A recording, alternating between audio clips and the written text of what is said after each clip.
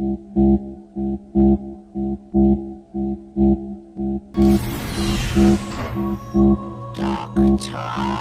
again.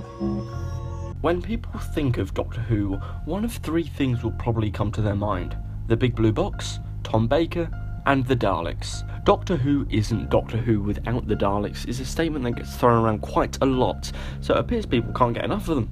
Or maybe they can. A lot of criticism being put towards recent Dalek episodes is that the monsters aren't scary anymore.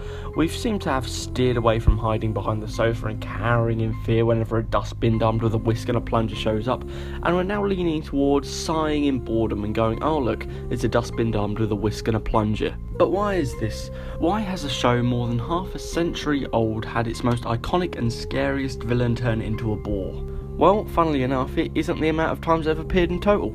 The first Dalek story was the second serial of the first ever series in 1963, and have appeared in a total of 37 times as of January 2017 since. They've yelled exterminate 514 times, and as of 2012, there have been 210 people killed. The repetition may be an obvious reason for how tired they've been getting, but it's evident it's not. 42 years after their first on-screen appearance and 20 stories later, in 2005 Dalek appeared on our screens, reintroducing the monsters for a new generation. But after all this time, Dalek is wildly considered one of the best Dalek stories since the reboot, whilst more recent ones are either forgettable or made poignant through use of rarer seen characters such as Davros. So many people have concluded that the Daleks have become boring due to how often they appear. There's no official statement saying that Terry Nation, the original creator of the Daleks, has made a legal agreement with the BBC to use the Daleks once every series, but it's not a hard conclusion to come to. Over 26 years of the classic series, the Daleks have only appeared in 16 stories as characters vital to the plot, so I'm excluding appearances such as in the Space Museum and the Five Doctors. However, since the reboot in 2005, the Daleks have almost met the record with 14 major appearances in only 11 years. Again, only counting stories that are vital to the plot, so I'm excluding cameos such as in The Waters of Mars and Hell Bent. I'm including the Dalek appearance in The Wedding of Riversong as it was there to progress the narrative, for what little of it there was, along. But do these numbers count? I'd argue no. The Daleks seem to be fine from 2005 to 2010. Nobody really had massive complaints about them. Maybe the quality of the episodes, but not the Daleks themselves. How can we say that the number of appearances matter when the first series included 2 Dalek stories which are highly rated on IMDb? At the end of the day, the problem with the Daleks' fall is down to one thing: the writing. Now, you may think this is some personal vendetta I have against Stephen Moffat's era, but it's not really. It's fact ratings of the show have fallen since 2010 and the changeover of showrunners, and perhaps I'll investigate a small part of the reason for that here. I'm going to be comparing all Dalek stories from 2005 and 2010.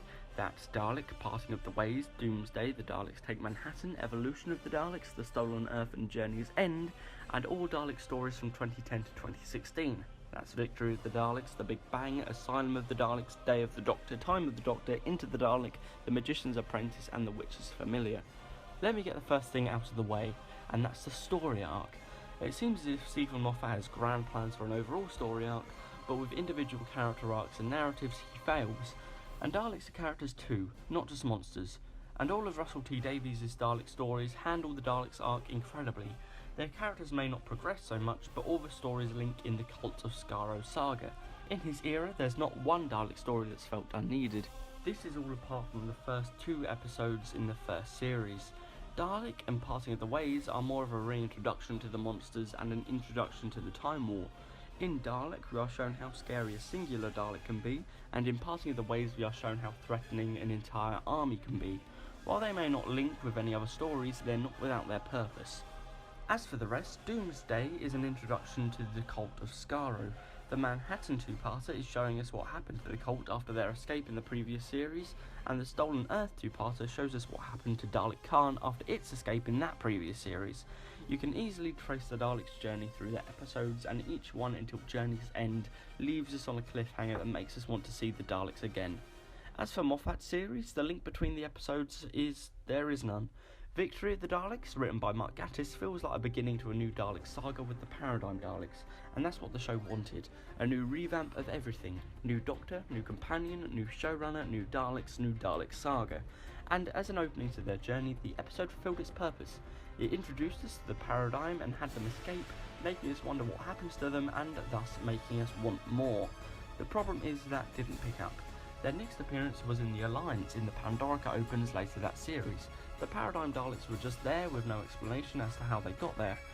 After that story, their next major appearance was in Asylum of the Daleks, where instead of progressing the Paradigm story, they reversed. The majority of the Daleks were now the bronze model used in the T. Davies era, with cameos from the Paradigm.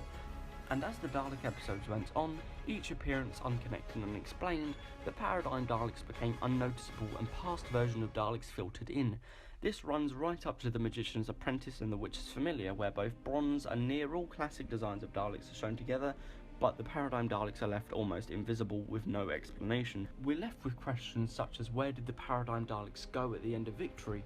Why have the Bronze Daleks taken over the ranks when they were deemed inferior in Victory? Why are there classic Daleks now? What are their purpose? Shouldn't they be labelled inferior or at the very least outdated to the new and improved war machines of the new era? Which leads me on to the second reason why the Daleks aren't as good anymore, and that's the change, or rather the lack of it. We've been left with the same model of Dalek for 11 years and running now. One of the reasons the first Dalek episode of the Revived series worked so well is that the writer, Rob Shearman, took all the problems the Daleks used to have and improved upon them. The Daleks could now climb stairs. The one laughable weakness the monsters had eradicated. They were now unstoppable. But how can you make the scariest version of a creature scarier? Well, again, the Paradigm Daleks looked as if they were going to try, and if we ignore the design, it could have worked. But for some reason that's not been explained in the narrative, when realistically it's likely due to the audience reaction to new Daleks, we've been escorted to the older version of Dalek, which we haven't even seen fly since their cameo appearance in the waters of Mars back in 2009. So we're back to square one. Angry, shouty dustbins that are becoming oh so boring. And for an encore! And in conclusion, we need the Daleks to be improved back to their former glory, and that's not by shortening their time or giving them a break. What Daleks need are reason, cohesion and change, and an opportunity Chris Chibnall may be able to give them, and restore them to their rightful place as superior beings and masters of Earth. Read